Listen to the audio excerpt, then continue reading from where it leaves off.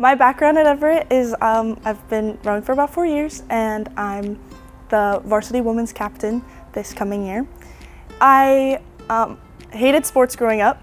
I was not interested. My mom would try and it just didn't work, and so she signed me up for a summer camp, and I fell in love with it, and I begged her all fall to sign me up. And finally in spring we got a carpool, and I started coming, and so I joined my 7th grade spring. I've just been here ever since and putting in the work and making connections, and yeah. I'm newer to it, but a big thing that we're focusing on is just keeping the team together and as a whole, and making it fun, but also, you know, we're kind of extensions of the coaches, and so we're trying to set a good example and lead the team to be faster. I think just learning how to work hard, like that was a big thing. I came into it not being an athlete, and so while I was good at the technical part of it, like I'm able to put my oar in and out well, but I really had to learn how to go faster, and especially like erging was really hard for me for a while. I feel like Everett Rowing is like a little world, and I think learning the life lessons I have here really helps me to translate that into the rest of my life, because it's everything you would need to know for the real world.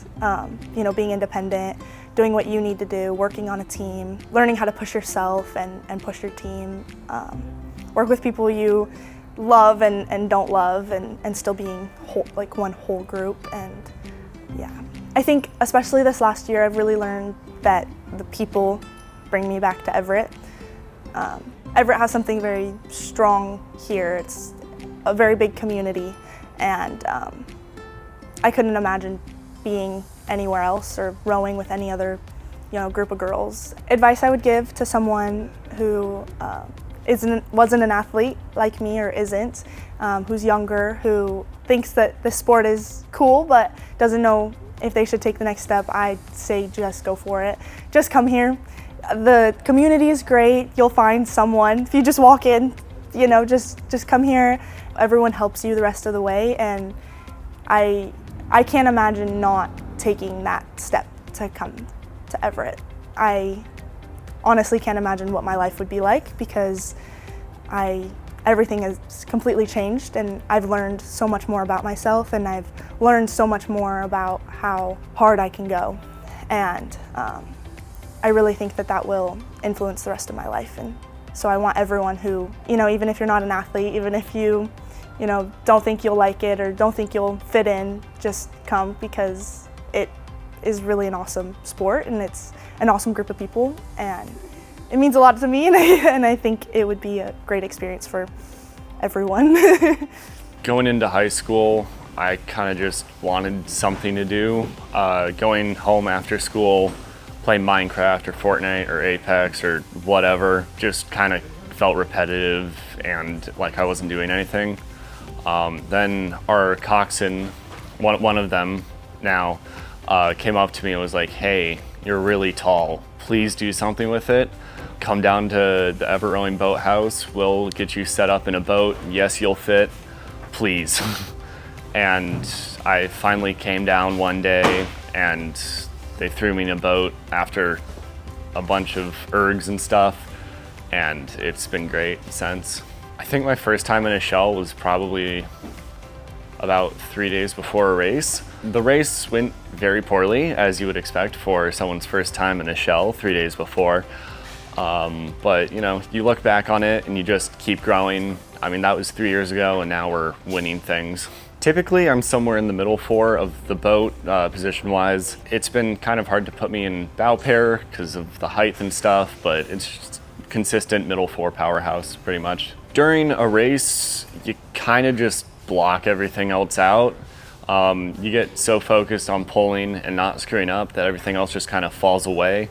The coxswains they're saying things. You don't really understand what they're saying, but you hear the few things like power 10 or sprint. But other than that, you're just kind of in the zone of trying to get through the race as fast as you can. Different commands in the race are power 10, where you just take 10 strokes to get the boat back up to speed, typically after a fall off or to move up on the boat next to you. Sprint, you just go all out for the rest of the race. leave it all out in the water. You don't want to be able to go back and do another one in the next 15 minutes or you did something wrong. Then we'll have focus 5 where it's just pay attention to your text. Sometimes you get lost in that kind of meditative state and you forget how to row. It's focus 5 is just to make sure paying attention to your catches and timing with the boat. Rowing is a really tough sport and it's really daunting when you get into it at first. But when you realize like on the ergs and stuff, you can just go your own pace. You start to see numbers drop. And once those numbers start dropping, you start like feeling really motivated. Like, hey, I've been working out more and more. I want to see that number drop again. Winter is by far the worst season when it comes to just trying to stay focused and motivated. It's dark out. It's dark pretty much when practice starts. You're tired, there's no sun, it's dreary. But once you get back on that water in spring season going way faster than you were before, it just all reminds you what you're here for.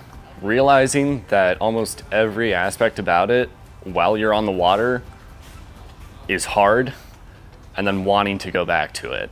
The rowing's hard, but the feeling at the end of a race is worth all of it again. Like I said with the sitting in the chair, you know, I go from a 6'3" twig, not strong, kind of awkward when it comes to moving around, to 6'8" eventually through just normal growth. But I'm 50 pounds heavier. I have some resemblance of muscle now. I always stood out, but now I'm okay with it. And just, 3 years ago, I would have no clue who I am now. If I go back 3 years ago and tell myself something, it'd just be keep at it. I mean, rowing's opened so many doors to colleges and just conversations with people I wouldn't think I'd be having ever. I mean, I've been talking to colleges, the recruiting process and all that stuff. It would not have happened without rowing. I'd still be clueless on where I'd try to go. Emotionally, rowing has helped me a bit. I would say that the growth you get from just sitting down and doing something hard has helped immensely. It bounces back and forth though, because you can go from beautiful rowing sunsets to dark warehouse erg time in the winter. But once you get back out in that water, it all comes back and it's great. The hardest part of training is for sure erging, especially when you're told to set it up for an hour of power. It sucks, it's daunting going into it, but once you get through it and as you're going through it, you're like, okay, maybe I can do this. And then you just see that last minute tick down and you just feel great. Erging is the rowing machines. You might find one in a gym. It simulates what you do on the water, but on land. You have a fan and you pull the chain that's connected to it and it just spins the fan and it'll roughly tell you how fast you're going. I'd say that the perfect row, you just get here at 8 o'clock knowing that you're gonna go do your 2Ks, get it done with and get on with your day. The water's flat, the sunrise is coming up or already up there, and you're just ready to go, know that you're gonna go do something good on the water and then do it again. Some advice I'd give to people who just nervous about rowing, nervous about their sport or coming into it, just do it. I mean, it's Nike's slogan for a reason. Once you get down here, we're all very open to new people. We love new people. It'll be hard at first, but once you get into it, it'll go so much easier if you just stick with it and do the work. My background here, my mom signed me up through a newspaper ad, and I think it was one of the first, either the first newspaper ads or something online that the club had ran, and it was like a super awesome deal. And my mom was like, you need to get out of the house, like do something this summer. And I was like, okay. Came down, and then I immediately fell in love with it. And then I came back every single camp that summer, and then I haven't left since. Rowing means a lot of things to me. I think that having started so young and having stayed with it, there's this sense of community that has grown with rowing. I think all of my friends, most of my friends have come from the sport. Most of the people I interact with day to day come from the sport, whether that's actually at rowing or in my life. So I think rowing is just beyond actually being a sport, and more so has become part of my lifestyle and my entire network. I think I gained so much here as an athlete, both like super young and as an older athlete, and then coming back, like experiencing really tough college situation and coming back to my coaches here for their support. that I want to give back to the community and give back to like the future athletes that came through this program. And so that's what coaching means to me, is being able to give back to future generations in the hope that they would also give back to the future of the program beyond my time. I think we pull from a very diverse group. So that's why Everett Rowing is very, very special. And I think it's very special to me because, like I said, a lot of my friends come from here and a lot of my network comes from here, but that like pulls from a very big group of like, we cover the whole Snohomish County and all of the cities in the area. And we have this diverse range of programming that's like from really young kids to really old adults. And then everyone in between, it's again, like a very diverse group. Whereas I think other clubs in our region pull from very singular neighborhoods or even cities. And so their demographics seem to be a lot smaller than ours. And so you get to see a great range of people that come down here, and we all do the same thing, and we're just here to row and experience like being on the water together and putting aside all of our differences. Typical training week. It looks different depending on the season, but I'll go through a training week in the spring because that's our championship season. Most of the time, the kids are at school during the day, and so we meet them after school. They come down here. They're usually all carpooling together around 3. They show up around 3. And then from there, we hit the water and we have a couple of exercises, workouts planned for the water, in boats, of course, doing rowing. And then once we're done with that, we'll head back to the boathouse, and it's usually some skill and drill on the way home. So doing some skills and some like breaking the stroke down, trying to simplify and correct super minute details in rowing. And then we'll come back on land and do a lot of land exercises. And then we'll do some erging on the rowing machine. And then around 6 o'clock, they head home, and then we repeat the next day. And then come weekends, we either have races and regattas, or we do a Saturday morning practice and we do like a mock sort of regatta type deal just to prepare them for when the actual regattas come. I think kids have very short attention spans, so it's hard to like get them in the moment because they're always just thinking about every single thing. And so trying to get them like just behind the oar and making sure they're just rowing the boat is the hardest thing. But I think over time, as they start to develop the attention span to actually get the stroke down, there's like, for me, there's almost this light bulb moment that happens with really young rowers that's really cool. And it's one of my favorite parts about coaching is when this light bulb moment happens and then they're like, I think I get it now. And then when you tell them something, they're starting to actually do the motions that they're telling you, or you're telling them. I think that's one of the hardest parts about coaching new kids is they just don't have the attention span to focus on the rowing. That and just like proprioception, just knowing how to move your body in a special way, because rowing is not a natural human body movement. It's like all engineered around the human body. So you actually have to learn a very unnatural movement, which again, very hard with young kids. Program like Everett Rowing, when young kids come in, we are setting them up for having this sport for a lifetime. Because again, we do have those programs that range from really young kids to high school athletes, like varsity level athletes, moving up into the college system, coming back home, training when they're here at during summers for going back to college and rowing in college. And then once they're done, we have our master's adult program where they can continue to row. And so we are trying to set up our program so that it matches their skills and abilities so that they can continue this as a lifelong sport and as something that they can train and do in again, for all their lives. I actually was racing in it, and so I wasn't actually coaching. So it was nice to look at the other side again and remind myself what that side was like and try to put myself back into the kids' shoes of like, oh, this is what I need to do on race day. This is how prepared I need to be, and this is what it feels like to be on the start line. Because it's a very special feeling to be up there, like right when they say go and the flag drops. Like that is a feeling that you won't ever forget. And I think, again, when we talk about lifelong skills and what rowing does for you, having that feeling of I know what to do in this specific moment where it counts on me and my teammates and working with my teammates, that's very special. I think it's very, very special. And so competition, in a like greater sense, like yes, we go and do it and we prepare ourselves to go do it, but it is the moment of like, oh, let's test ourselves. Are we ready to do this? How do we get better for the next time? Can we get better for the next time? Where do we fix things? Where do we continue to grow? That's what competition means to me. I didn't actually row in high school and college and middle school. I was a coxswain. So I steered boats and like was in charge of leading the boat down the course and taking the boat down the course. And so for me, it was maybe less meditative because I had to like, one, steer the boat and make sure we're safely going down the lane or around the buoys and whatnot. So there's a lot of, I have to be very attentive to what's happening and everything that's happening. But I can imagine having rowed just in general, that it can be very meditative and you like enter this like flow state where you're just doing the motion and you just, every stroke you're trying to fix something new and try to get better and better and better. So the boats behind me, these are 8s. There's 9 people that sit in them. 8 people of them actually row, and then one of them is the coxswain.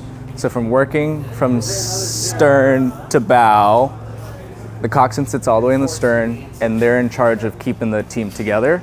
And they have a little microphone that is able to communicate with the whole boat so everyone can hear. So they're communicating constantly with the boat, like this is what we're doing, this is what we need to do to get better, we need to work on this, our coach said this, so we're gonna do this, our stroke seat said this, so we're gonna do this, and we're also steering the boat as well. So that's the gist of the coxswain. I like to think of them as sort of the liaison to the rest of the boat. So if the coach says something, usually the rowers are like 2 in that flow state, just rowing, that they might have missed it. So then the coxswain repeats that and makes sure the team actually understands what's happening. I mentioned the stroke seat, so that's the person that sits right in front of them. They are in charge of leading the rhythm of the boat, and everybody follows them. So usually they're one of the stronger athletes on the team, one of the athletes that's a little more mature, has an understanding for how rowing works. Generally, that's how we'll put that person in that seat, is someone who's mature and really understands rowing, so that they can communicate back to the coxswain and the coach how the boat feels from the rowing state. 7 seats sort of like they're second in command, and they're just like, okay, what is my stroke seat doing? How do I translate that to the rest of the boat? And then from there, you have the middle 4, so 6, 5, 4, and 3. And a lot of people like to refer to them as the engine room, and they're just in there to pull really hard. They're just going for it, and they're just yanking on it. It doesn't really matter how they're working technically, because they're not leading and they're not setting the boat either. I never sat there. I wasn't the strongest guy. I sat on the coxswain seat. That, or I would sit all the way in bow. So bow pair is probably your most technically proficient, but probably not the strongest, because they're generally the lighter people in the boat, so that the boat sits higher in the water. And the movements up in the bow, like you can really feel them. So if they're really funky, then the boat feels really funky, just because they're so far up and the boat really bounces off of those people. And if they're not in sync, then the rest of the boat can feel it. So as a whole, there are stations, but they're all rowing and we're all doing one thing together. So I don't think we ever really refer to them as positions, but that's sort of the gist of how you'd sort of set people into the boat. It's really funny because driving in today, my brother now is on the team, and we have like a 10-year gap. So it's sometimes really hard to understand like things he says, and he has some hard understanding of what I'm trying to say. But we've generally found a nice agreement. Like our entire family has found this, like, okay, we all get rowing and we all understand rowing. So if we can communicate through rowing, that's great and awesome. But it was funny because I was telling him, I was like, the question is like, how has rowing changed my life, in a most cliche way?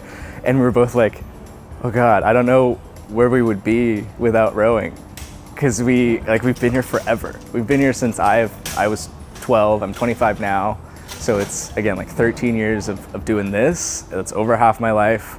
He's 17 now, so it's his entire life because he's been there since I started. And like the moment you step foot in the boathouse, I think, or the moment I stepped foot in the boathouse, I think the trajectory of not just my life, but my entire family's life changed, because we joined this community and immediately was like, okay, yeah, you're part of this. Like, let's go do this thing. Let's achieve something together. Let's work on this thing, this rowing thing, and let's try to win events, win races.